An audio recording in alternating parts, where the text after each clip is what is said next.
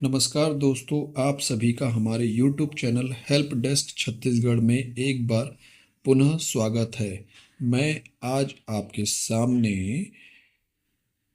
कक्षा 12वीं विषय इतिहास अध्याय 8 किसान, जमींदार और राज्य, कृषि, समाज और मुगल साम्राज्य के गत वर्षों में आए महत्वपूर्ण प्रश्नों के उत्तर लेकर उपस्थित हुआ हूँ। महत्वपूर्ण प्रश्नों के उत्तर। मुगल साम्राज्य के राजस्व अधिकारी ग्रामीण समाज पर नियंत्रण का प्रयास क्यों करते थे? उत्तर। मुगल साम्राज्य के राजस्व अधिकारी ग्रामीण समाज पर नियंत्रण का प्रयास करते थे क्योंकि उनकी आय का मुख्य स्रोत कृषि उत्पादन से प्राप्त राजस्व हुआ करता था। उसके प्रमुख कारण निम्नलिखित हैं। पहला, खेतों की जुताई हो। राजस्व अधिकारी चाहते थे कि किसान अपनी जमीन पर खेती करे और उत्पादन बढ़ाए, जिससे अधिक से अधिक मात्रा में भू राजस्व की वसूली की जा सके। दूसरा, राज्य को उपज का हिस्सा मिले। राजस्व अधिकारी यह सुनिश्चित करवाना चाहते थे कि राज्य को उपज का हिस्सा समय पर और निर्धारित की गई भू राजस्व प्राप्त हो। तीसरा, राजस्व वसूली हो। राजस्व अधिकारी अपनी जिम्मेदारियों के अनुसार राजस्व वसूली करने के लिए ग्रामीण समाज पर नियंत्रण करना चाहते थे। इसके अलावा राजस्व अधिकारी ग्रामीण समाज के क्रियाकलापों पर नजर रखते थे और पंचायतों को नियंत्रित करने की कोशिश करते थे, जो कि ग्रामीण समाज के निर्णय लेने वाली संस्थाएं हुआ करती थी। इस तरह राजस्व अधिकारी अपनी शक्ति और प्रभाव का उपयोग करके ग्रामीण समाज पर नियंत्रण रखते थे और राज्य की आय को सुनिश्चित करते थे।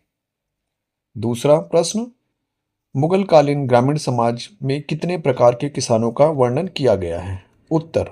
मुगल कालीन ग्रामीण समाज में किसानों की स्थिति और उनके प्रकार के बारे में ऐतिहासिक स्रोतों की विस्तृत जानकारी मिलती है। मुख्य रूप से किसानों को दो श्रेणियों में वर्गीकृत किया जा सकता है। पहला, खुद काश्त किसान। खुद काश्तकार किसान भूमि का वह स्वामी होता था जो उसकी भूमि और घर एक ही गांव में हुआ करते थे। वह अपनी जमीन पर परिवार के सदस्यों की सहायता से खेती करता था। वह अपनी भूमि को किराए पर देने, गिरवी रखने अथवा बेच भी सकता था, क्योंकि वह अपनी भूमि का मालिक हुआ करता था। खुद काश्तकार का भूमि पर स्थायी अधिकार माना जाता था।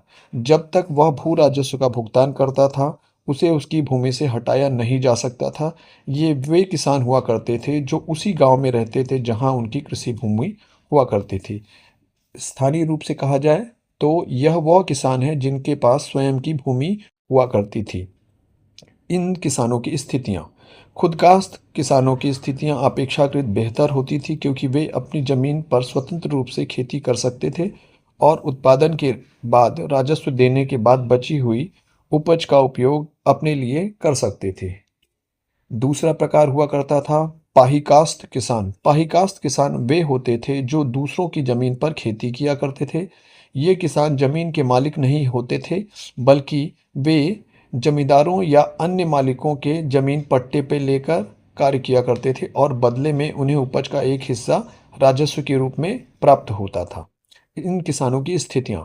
पाहीकास्ट किसानों की स्थितियां खुदकास्ट किसानों की तुलना में कमजोर हुआ करती थी, क्योंकि उन्हें न केवल राजस्व देना पड़ता था, बल्कि उन्हें जमीन पर अपना अधिकार भी नहीं होता था। यह किसान के पास जमीन और घर दोनों ही नहीं हुआ करते थे। ये किसान जमींदारों से पट्टे पर लेकर कार्य किया करते थे। तीसरा प्रकार मुकरारी काश्तकार।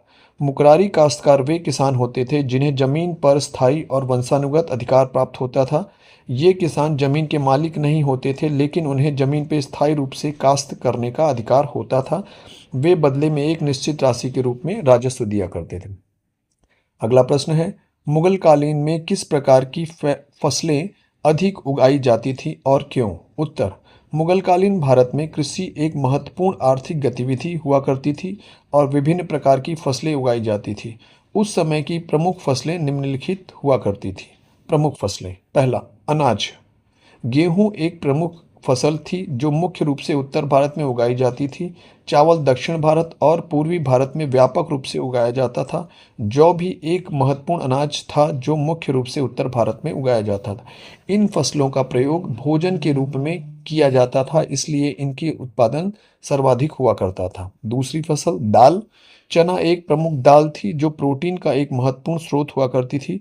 मसूर भी एक महत्वपूर्ण दाल थी जो व्यापक रूप से उत्तर भारत में उगाई जाती थी। तीसरा नकदी फसलें। कपास एक नकदी फसल हुआ करती थी जो मुख्य रूप से गुजरात, मालवा और दक्षिण भारत में उगाई जाती थी। नील भी एक महत्वपूर्ण नकदी फसल हुआ करती थी जो मुख्य रूप से बंगाल और बिहार में उगाई जाती थी। गन्ना भी एक महत्वपूर्ण नकदी फसल थी जो मुख्य रूप से उत्तर भारत में उगाई जाती थी। फसलें उगाने के कारण। पहला, जलवायु और मिट्टी। भारत की विविध जलवायु और मिट्टी विभिन्न प्रकार की फसलों के लिए उपयुक्त थी, जिसके कारण से विभिन्न प्रकार की फसलें उगाई जाती थी। दूसरा, आर्थिक महत्व। नकदी फसलें जैसे कपास, नील और गन्ना आर्थिक रूप से महत्वपूर्ण थी और इनसे बहुत अच्छी मात्रा में आय होती थी, जिसके कारण से ये नकदी फसलों का उत्पादन भी किया जाता था। भोजन की आवश्यकता। अनाज और दालें भोजन की मूल आवश्यकताओं को पूरा करती थी और इनका उत्पादन स्थानीय और राष्ट्रीय स्तर पर किया जाता था। मुगलकालीन भारत में विभिन्न प्रकार की फसलें उगाई जाती थी, जिनमें अनाज, दालें और नकदी फसलें प्रमुख थी। इन फसलों का चयन जलवायु, मिट्टी और आर्थिक महत्व के आधार पर किया जाता था। इन फसलों के उत्पादन से न केवल स्थानीय जरूरतें पूरी होती थी, बल्कि व्यापार और अर्थव्यवस्था को भी बल मिलता था। अगला प्रश्न है, कृषि उत्पादन में महिलाओं की भूमिका का वर्णन कीजिए। उत्तर, मध्यकाल में कृषि उत्पादन में महिलाओं की भूमिका अत्यंत महत्वपूर्ण हुआ करती थी। उस समय कृषि मुख्य रूप से ग्रामीण अर्थव्यवस्था की रीढ़ थी और महिलाओं के लिए इसमें बहुत महत्वपूर्ण योगदान दिया करती थी। महिलाओं का भूमिका। पहला, बीज बोना और फसल काटना। महिलाएं खेतों में बीज बोने और फसल काटने में सक्रिय रूप से शामिल हुआ करती थी। वे फसलों की देखभाल भी करती थीं, जैसे कि सिंचाई और निंदाई और गुड़ाई करना। दूसरा, गृह कार्य और कृषि कार्य। महिलाएं घरेलू कार्यों के साथ साथ कृषि कार्य में भी योगदान देती थी। वे घर के लिए अनाज पीसने, सब्जियों को कटाई और अन्य घरेलू कार्यों के साथ साथ खेती में भी कार्य में हाथ बटाया करती थी। तीसरा, पशुपालन। महिलाएं पशुपालन में भी महत्वपूर्ण भूमिका निभाती थी। वे पशुओं की देखभाल करती थी, जैसे दूध निकालना, चारा देना और उनकी साफ सफाई करना। तीसरा, बीज प्रसंस्करण और भंडारण। महिलाएं फसल काटने के लिए बीज प्रसंस्करण और भंडारण में भी शामिल हुआ करती थी। वे अनाज को साफ करती थी, उन्हें सुखाती थी और उन्हें सुरक्षित रूप से भंडारण करती थी। पांचवा, समय श्रम विभाजन। मध्यकाल में श्रम विभाजन लिंग आधारित पर हुआ करता था, जहां पुरुष और महिलाएं अलग अलग कार्यों में शामिल हुआ करते थे। महिलाएं मुख्य रूप से घरेलू और कृषि कार्यों में शामिल हुआ करती थी। मध्यकाल में कृषि उत्पादन में महिलाओं की भूमिका अत्यंत महत्वपूर्ण थी। वे न केवल घरेलू कार्यों में शामिल थीं, बल्कि कृषि कार्यों में भी सक्रिय भागीदार हुआ करती थी।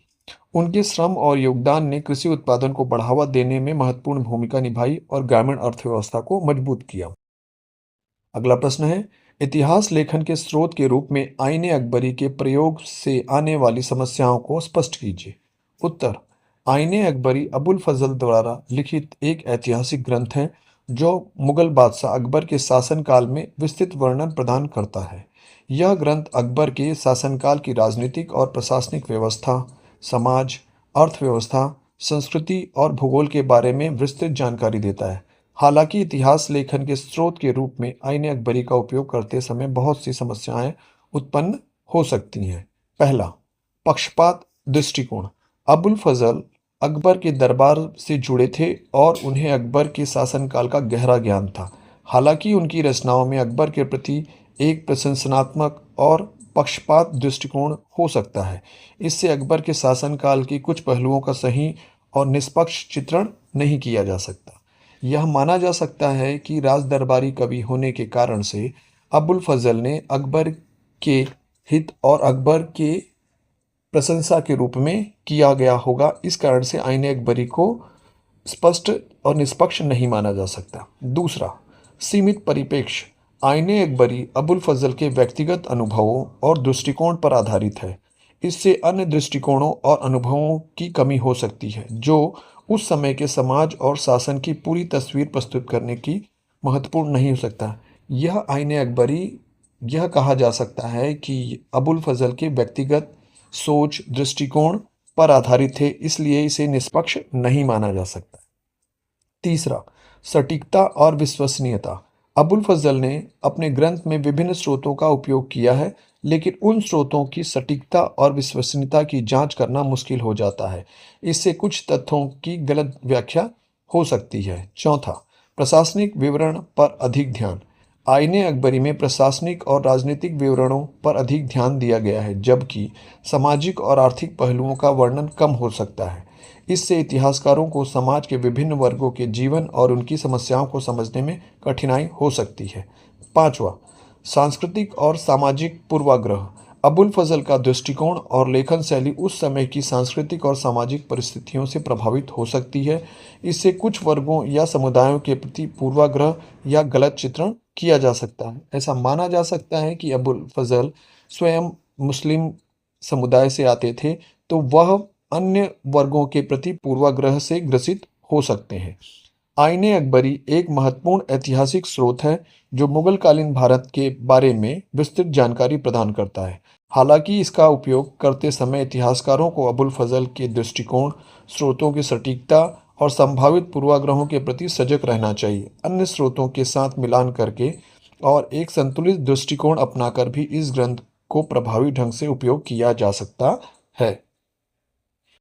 धन्यवाद दोस्तों। और अधिक जानकारी के लिए हमारे YouTube channel help desk Chhattisgarh को सब्सक्राइब करिए और हमसे जुड़िए। यदि आपको किसी भी तरह से कोई भी प्रश्नों के उत्तर में कुछ परेशानी होती है तो आप हमें कमेंट बॉक्स पर हमसे प्रश्न पूछ सकते हैं। धन्यवाद।